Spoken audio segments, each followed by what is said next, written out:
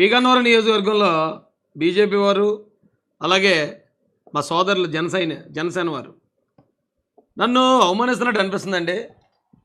అక్కడి నుంచి వచ్చిన ఫోన్లకి నేను సమాధానాలు చెప్పలేకపోతున్నాను. తలనొప్పి వచ్చేస్తుంది నాకు. ఇక నేను చాలా రోజుల నుంచి దాదాపు 15 రోజుల నుంచి పడుతున్నాను ఈ బాధ.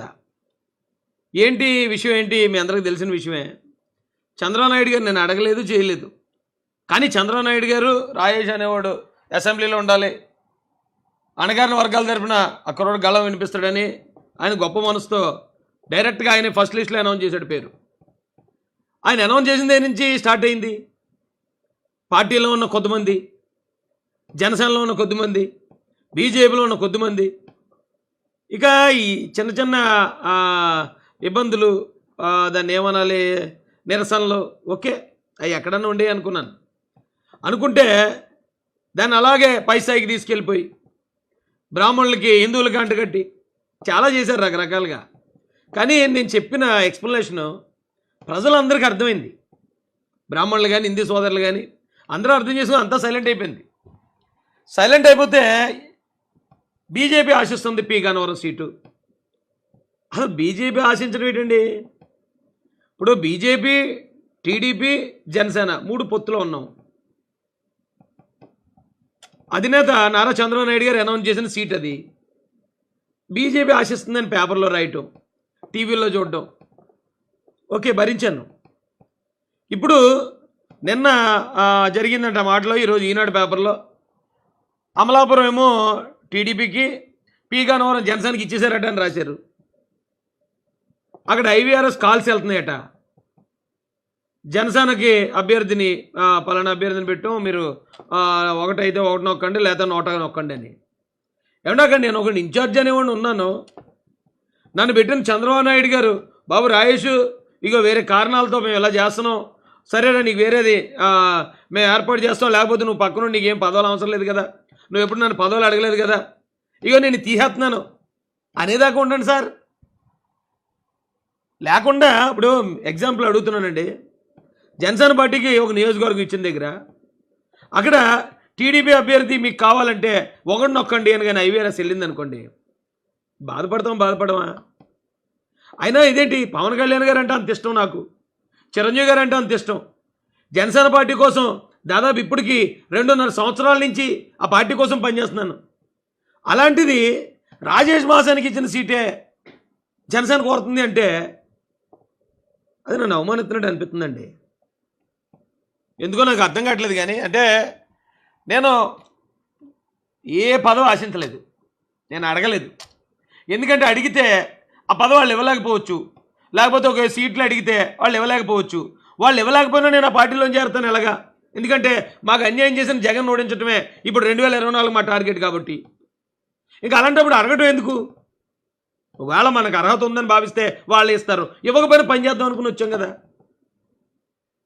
చంద్రబాబు నాయుడు గారు అనౌన్స్ చేసిన 94 సీట్లలో ఎక్కడన్నా బీజేపీ సీటు ఆశించిందండి? లేదా ఎక్కడన్నా జనసేన పార్టీ ఐవీఆర్ఎస్ పెట్టిందండి? అంటే ఏంటి, రాజేష్ మహాసేన్ ఒకడే ఏం పాపం చేశాను సార్ నేను? అక్కడున్న ఇప్పుడు నేను ఆ కోనసీమ ప్రాంతానికి వెళ్ళటం, కోనసీమలో ఉన్న సొంత పార్టీ నేతల్లో చాలామందికి నచ్చదు, ఇది నాకు తెలుసు. అక్కడ జనాన్ని రెచ్చగొట్టే వాళ్ళలో కూడా సొంత పార్టీ నేతలు, సొంత కులం నేతలు ఉన్నారని కూడా తెలుసు. అయితే ఓకే, దాన్ని కూడా నేను అంగీకరించాను. అవును, ఎక్కడి నుంచో వెళ్తున్నాను కాబట్టి వాళ్ళకి ఆ బాధ ఉంటుంది. రాజేష్ అనేవాడు కోనసీమ ప్రాంతంకి వస్తే కోనసీమలో యూత్ ఫైర్ మీద ఉంటారు. ఆ ఫైర్కి రాజేష్ గారి ఫైర్ తోడైందంటే ఇక ప్రపంచం అయిపోద్ది. మళ్ళా నాయకులు కనపడమేమో, మరుగైపోతామేమో, మైరైపోతామేమో అనే బాధ చాలామందిలో ఉంది. ఉన్న వాళ్ళని కూడా గౌరవించాను నేను, వాళ్ళతో కూడా గౌరవంగానే మాట్లాడాను. రాజేష్ మాసానికి సీట్ ఇస్తే మిగతా నియోజకవర్గాల్లో కూడా పార్టీకి లాస్ వచ్చేద్దని చెప్తున్నారంట. నా వల్ల పార్టీకి బెనిఫిట్ అవుతుంది తప్ప నా వల్ల పార్టీ ఓడిపోవడం అనేది అలా జరుగుతుందని పార్టీలోనే ఉండను. ఈరోజు రాజేష్ మాసాని వాడు పోటీ చేస్తే ఒక్క నియోజకవర్గంలో సీట్ ఇస్తే ఆ ఒక్క నియోజకవర్గం ఓడిపోతుందని కనుక చంద్రబాబు నాయుడు గారికి చెప్తే, ఆ పోతే పోవాలో ఒక నియోజకవర్గమే కదా, రాజేష్ కోసం నేను ఇస్తానంటాడని. అబ్బాయి రాజేష్కి ఇస్తే మిగతా నియోజకవర్గాలు కూడా ఓడిపోతాయట. మిగతా నియోజకవర్గాలు కూడా ఓడిపోతాయి పార్టీలు ఎందుకు? నేను నా వల్ల పార్టీకి నష్టం. ఇప్పుడు నా వల్ల పార్టీకి చంద్రబాబు నాయుడు గారికి ఇబ్బంది వస్తుందంటే నాకు ఇచ్చిన ఎమ్మెల్యే సీట్ని వదులుకుంటానన్నాను నేను. అలాంటిది నా వల్ల పార్టీకి నష్టం వస్తుంది, నా వల్ల ఇతర నియోజకవర్గాల్లో కూడా ఓడిపోతారంటే నేను పార్టీలో ఉండే ఉపయోగం ఏంటి? పార్టీలో ఉండే ఉపయోగం ఏంటి? చంద్రబాబు నాయుడు గారి దగ్గర నుంచి ఒక స్టేట్మెంట్ రానివ్వండి. తర్వాత ఐవీఆర్ఎస్లు పెడతారా, లేకపోతే కొత్త వ్యక్తులను వేసుకుంటారా, ఏమైనా చేసుకోండి. కానీ నేనంటూ ఒక నియోజకవర్గ ఇన్ఛార్జ్ ఉండగానే ఇవన్నీ జరుగుతుంటే ఈ రాజేష్ మాసాన్ అన్నవాడు చేతకాని వాళ్ళ ఉంది. ఆ నియోజకవర్గంలో ఎన్ని జరుగుతున్నా ఏం మాట్లాడట్లేదు. వాళ్ళు ఫోన్ చేసి అన్న అందుకని నువ్వు వస్తున్నావు రావట్లేదా, అనే నీ టికెట్ ఉందా లేదా, అనే నువ్వు నియోజకవర్గానికి టికెట్ ఇచ్చిన తర్వాత ఎందుకు రాలేదు? ఈ ప్రశ్నలకు సమాధానాలు చెప్పలేకపోతున్నాను నేను. పార్టీ ఆఫీస్ నుంచి ఆదేశాలు వచ్చేదాకా అక్కడికి రావడానికి కుదరదు. ఎందుకంటే పార్టీ ఆఫీస్ వాళ్ళు మొన్న నాతో చెప్పింది ఏంటంటే అక్కడ కొన్ని ఫేక్ న్యూస్లు క్రియేట్ చేస్తున్నారు, కొంతమంది పెద్దలు వ్యతిరేకత సృష్టిస్తున్నారు, వారిని కన్విన్స్ చేస్తున్నాం. ఆ కన్విన్స్ అయిపోయినంటే మీరు నియోజకవర్గానికి వెళ్ళి తిరిగాను అన్నారు. అందుకని ఆగాను. లేకపోతే ఎవరికి సరదా ఉంటుందండి? నియోజకవర్గంలో ఇలాంటి పెద్ద వరం ఇది మాకు. అంత వరం ఇచ్చినా నియోజకవర్గానికి వెళ్లకుండా ఇక్కడ కూర్చుని ఈ యూట్యూబ్లో వీడియోలు పెట్టుకోవడం నాకేం సరదా? 15 రోజుల నుంచి పడుతున్నాను ఈ బాధ. ఇక నేను పడలేను, నేను భరించలేనిది. నేనేం పదవి అడగలేదు, ఆశించలేదు. పార్టీ గెలుపు కోసం రాష్ట్ర వ్యాప్తంగా తిరుగుదాం అనుకున్నాను. ఆ పని ఆగిపోయింది.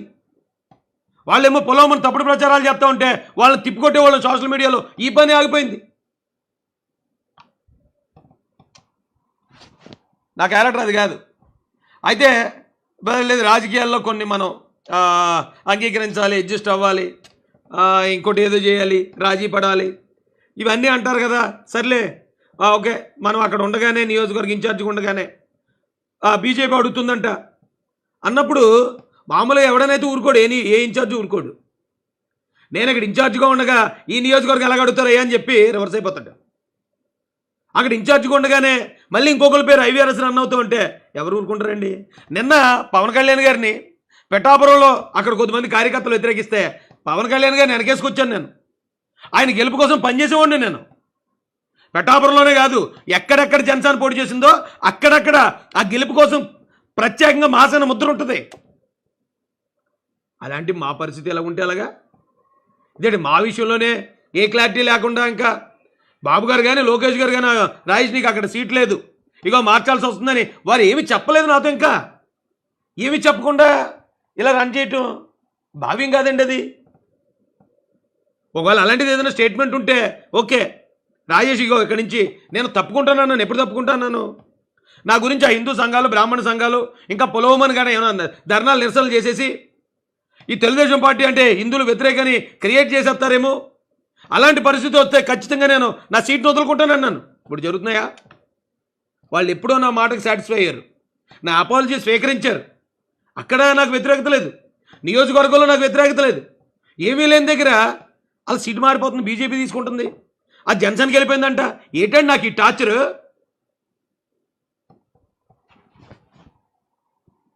పదవుల కోసం ఏది జరిగినా, ఎలాంటి అవమానం జరిగినా, ఎంత మనల్ని నీచంగా చిత్రీకరించున్నా, నా లీడర్షిప్ని కొలాబ్ చేయడానికి ట్రై చేసినా పడి ఉండే రకం కాదు నేను. నా ఓటింగ్ ఎంతో చూపించమంటారా?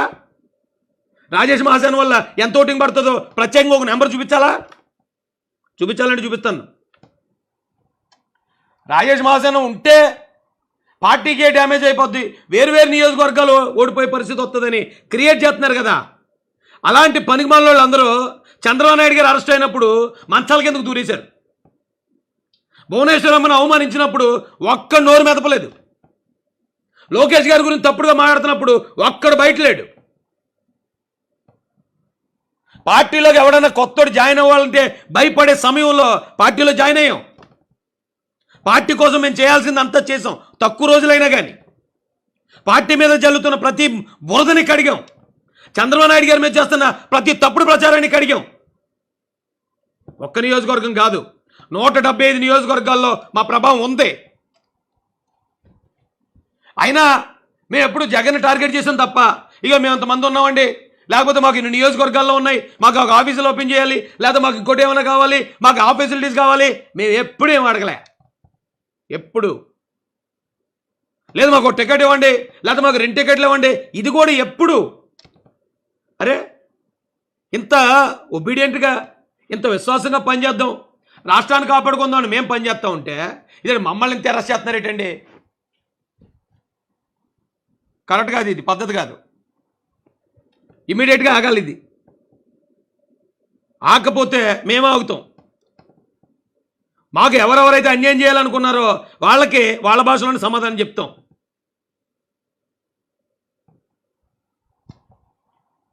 ఉన్నారు కదా, పడుతున్నారు కదా, సరే మనం ఏం చేసినా సరే వాళ్ళు ఏం మాట్లాడట్లేదు కదా అని. ఇదేంటి మరీ ఇంతవరకా? ఇంత టెస్టింగా?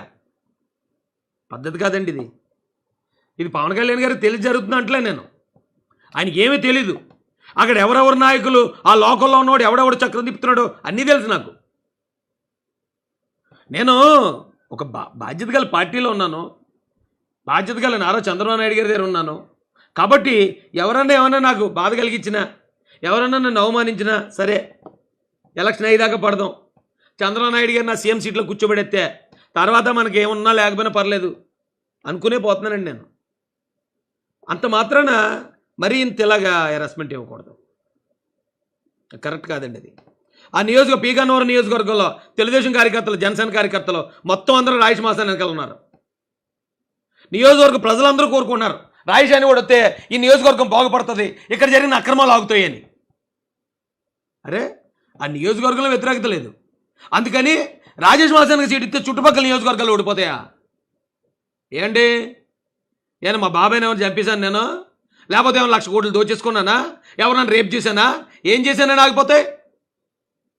రాయేష్ మాసాన్ అని వాడు ఎస్సీలు, బీసీలు, ఏదో ఎస్సీలు, ముస్లింలు, క్రైస్తవుల కోసం గతంలో మాట్లాడిన వీడియోలు ఇప్పుడు అడ్డు వచ్చేస్తాయా? వాళ్ళ ఓట్లు వద్దా? బీజేపీతో పొత్తు పెట్టుకున్నప్పటి నుంచి తల మీద 100 కేజీలు బరువు మోతున్నాను నేను, 100 కేజీలు బరువు. వాళ్ళందరికీ చెప్పుకోతున్నాను నేను. లేదు, చంద్రబాబు నాయుడు గారు అలా కాదు, పవన్ కళ్యాణ్ గారు అలా కాదు. మనకేమో ఆ ప్రెజర్ మన మీదకి రానివ్వరు. ఎందుకంటే ఇక మాలాంటోడికే అసెంబ్లీలోకి వచ్చే స్థానం ఇచ్చారు. మేము అక్కడే ఉంటాం అసెంబ్లీలో, మనకి ఏదైనా కష్టం వస్తే మేము ఉంటాం అండగా అది చెప్పుకొస్తున్నాం మేము. రాజేష్ మహాజన్ వ్యతిరేకించే వాళ్ళు ఎవరైతే ఉన్నారో వాళ్ళ మీద విపరీతమైన వ్యతిరేకత ఉంది.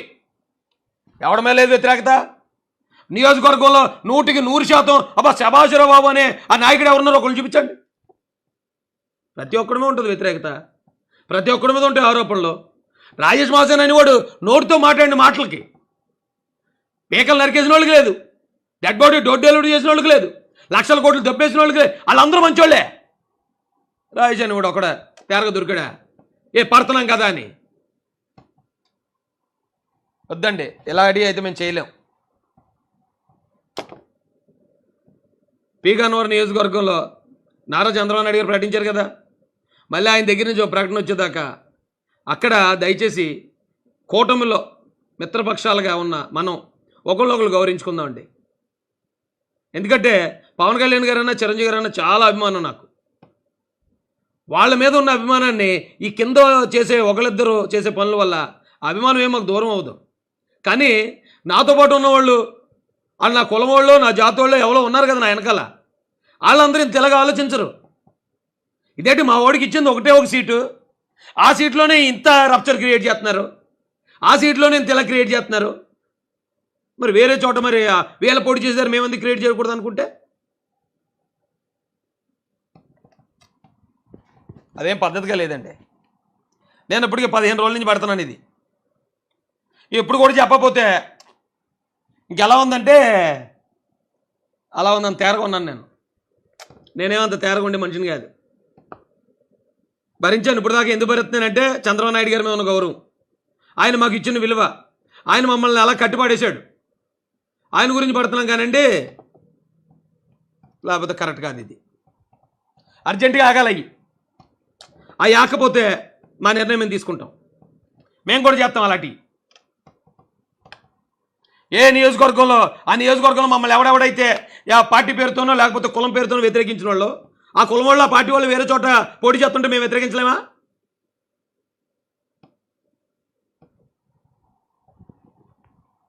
తేరగా ఉన్నారా? మాకు లేవో ఓట్లు, మేమేసే మాకేమైనా ఒక ఓటు ఉండి మీకు ఏమైనా 10 ఓట్లు ఉన్నాయా? అలా కాదండి. పీగన్నవరంలో చాలా మంచోళ్ళు, అక్కడ కాపులు కానీ, బీసీలు కానీ, ఎస్సీలు కానీ చాలా మంచోళ్ళు, చాలా ఉన్నతంగా ఆలోచించే వ్యక్తులు వాళ్ళంతా. ముస్లింలు కూడా ఉన్నారు అక్కడ. నియోజకవర్గాలు ఏ వ్యతిరేకత లేదు నాకు.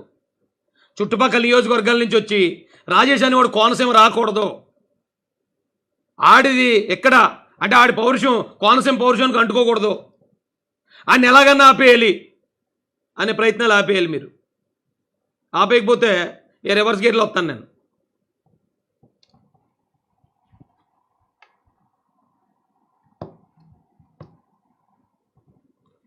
సీట్ ఇచ్చిన తర్వాత ఏటిది టార్చర్ నాకు? అప్పుడు దాకా చాలా ప్రశాంతంగా ఉన్నాను నేను. 15 రోజుల క్రితం దాకా చాలా ప్రశాంతంగా ఉన్నాను నేను. సీట్ ఇస్తే అందరూ హ్యాపీగా ఉన్నారు, అందరూ సంబరాలు చేసుకున్నారు, అందరూ నియోజకవర్గాల్లో పనిచేసుకుంటున్నారు. నాకు సీట్ ఇచ్చిన దగ్గర నుంచి నరకం మొదలైంది. లేనిపోయిన అవమానాలు, ఓ పక్కన వైసీపీ వాళ్ళు.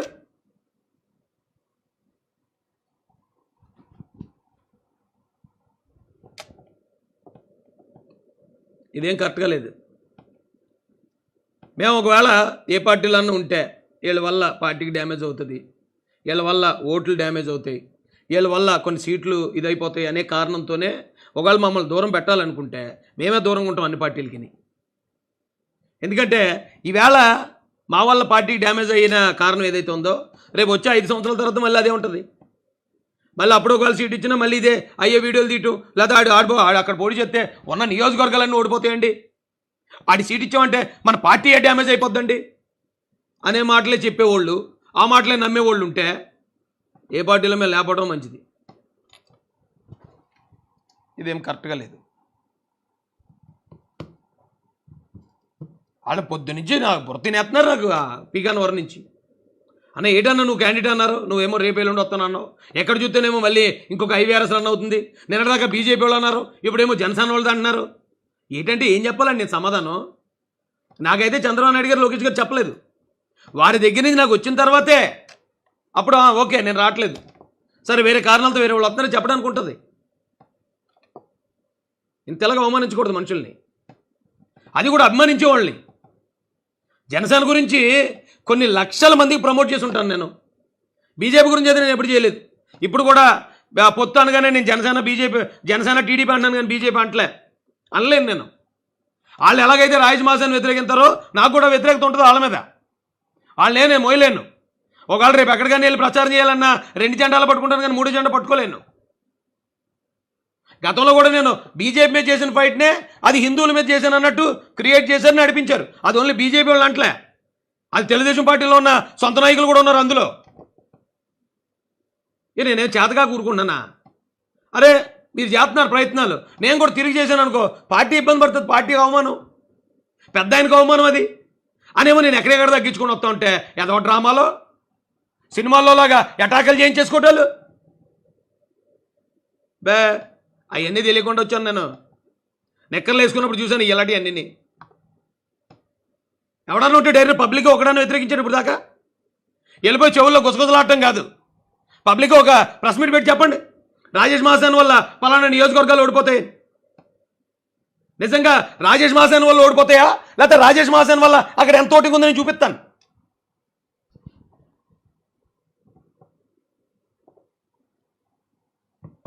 నాకు రాజకీయాలే సూట్ అవుదలంది. రాజకీయాలు ఎలా ఉండటం, మంచికేమో ఎదుర్కొంటా మంచిగా మాట్లాడటం, వెనకాలకి వెళ్ళి గోతులు తీయటం,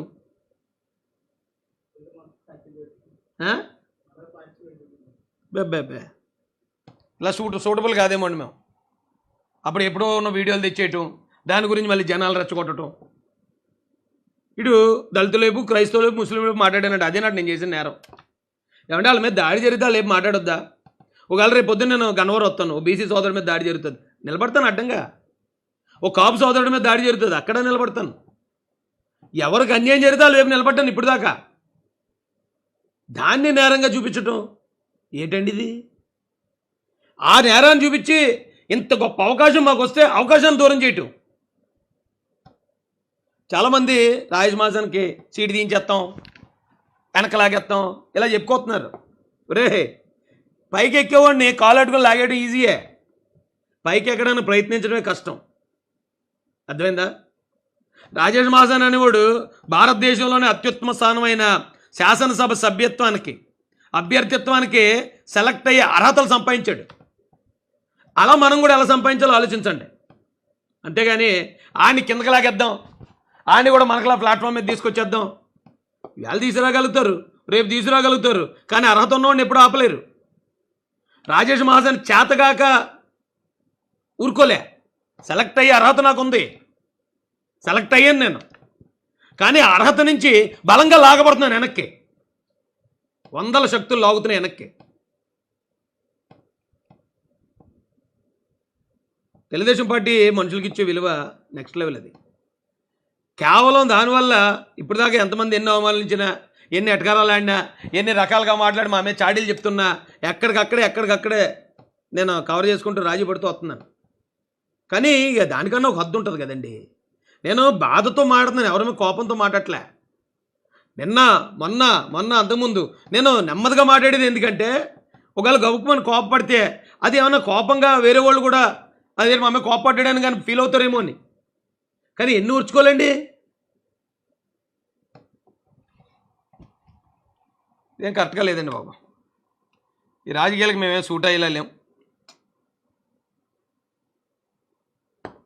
పోరాటం చేసేటప్పుడు ఎదురుగా ఉండే శత్రువు ఎదురుగా ఉంటాడు, రాజకీయాల్లో శత్రువు పక్కనే ఉంటున్నాడు. అప్పటిదాకా మంచి మాట్లాడుతున్నాడు మన గురించి, పక్కకి వెళ్ళి మన గురించి చెడు చెప్తున్నాడు.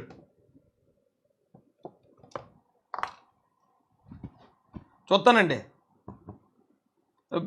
మాట్లాడాను పార్టీ పెద్దలతో మాట్లాడినప్పుడు కూడా 17 మీటింగ్ అయిన తర్వాత మాట్లాడదాం, అది అక్కడికి వెళ్ళాలి అన్నట్టే అన్నారు నాతో. వాళ్ళు ఏమో ఆగమని అనలే. ఇప్పటికీ పి గన్నవరం ఇన్ఛార్జిగా రాజేష్ మహాజన్నే కంటిన్యూ అవుతుంది పార్టీ అయితే. ఏమో రేపు ఒకవేళ వీళ్ళందరూ మాటలు విని ఒకవేళ వాళ్ళ మాటల మీదే పార్టీ బేస్ అయింది అనుకోండి, ఇక పార్టీ నిర్ణయం అది. పార్టీని మాకు ఎందుకు ఎవరో మాకు ఇచ్చి తీరాలి అని మారాన్ చేసి మంకుపట్టు పట్టే రకం కాదు నేను. పార్టీ గౌరవించింది అనుకోండి, పార్టీని మేము గౌరవిస్తాం. పార్టీ బాబు లేదు ఇదిగో మీ స్థానం ఇదే అన్నారు అనుకో, అంతే, ఆ స్థానానికి తగ్గ పనే చేస్తాను, అంతే తప్ప మాకు అది కావాలి ఇది కావాలని మేమేమి గొంతెమ్మ కోరికలు కోరికే టైప్ కాదు. అదండి పరిస్థితి. పి గన్నవరంలో ముఖ్యంగా పి గన్నవరం వాళ్ళకి చెప్తున్నాను, దయచేసి ఇంక నాకేం ఫోన్లు చేయకండి. మీ అభిమానం నిజంగా నన్ను చాలా పై స్థాయిలో నిలబెట్టింది. ఇప్పుడు మీకు ఎంత తెలుసు నాకు అంతే తెలుసు. ఐవీఆర్ఎస్ వచ్చినా లేకపోతే మరొకటి వచ్చినా మరో పేపర్లో వచ్చినా ఏమొచ్చినా దాని గురించి వివరాలు నాకు తెలియవు కాబట్టి దయచేసి మీరు కూడా అర్థం చేసుకోండి. ఏం జరుగుతుందో అదే జరుగుతుంది. బాస్ వెళ్ళమంటే వెళ్దాం, ఆగమంటే ఆగుదాం, తర్వాత ఇది ఏం జరుగుతుంది ఇంకా అంతే. ఇంకా ఏం చెప్పాలో నాకు కూడా అర్థం అవ్వట్లేదు. అయ్యా ఉంటానండి మరి. జై భీమ్, జై భారత్, జై జై మహాసేన, జై చంద్రబాబు, జై లోకేష్ అన్న, జై జై పవన్ కళ్యాణ్.